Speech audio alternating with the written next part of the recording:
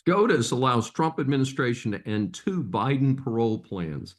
This is Dr. David Schein, and welcome to Business Law 101. The challenge of establishing programs through executive orders, especially ones that impact over 500,000 people, is that the next administration can simply undo those programs. SCOTUS rulings are very high profile, and I usually report on each one separately. However, due to the similarity of these 2 rulings, I report on them together.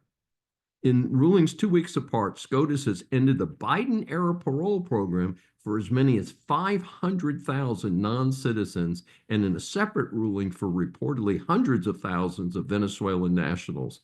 That path has not been easy. In the first case, the Biden executive order applied to persons from Cuba, Haiti, Nicaragua, and Venezuela. Secretary of Homeland Security Kristi Noem terminated the program. Then a federal judge in Massachusetts temporarily barred the federal government from implementing the order while a challenge to it moved through the courts. The action by SCOTUS allows the Department of Homeland Security to terminate the temporary status of the nationals from those 4 countries.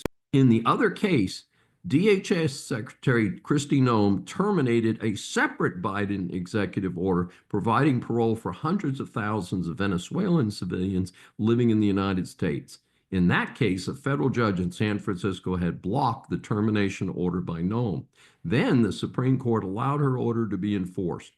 Cases that are pending that will have to follow the time-consuming process through the courts, while they are perhaps subject to deportation prior to actually having their day in court.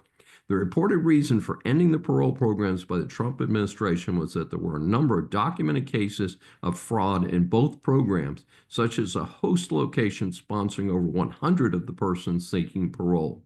The final result will take months and likely years to sort out. This is Dr. David D. Schein for Business Law 101. If you've enjoyed this episode, please subscribe on your favorite platform.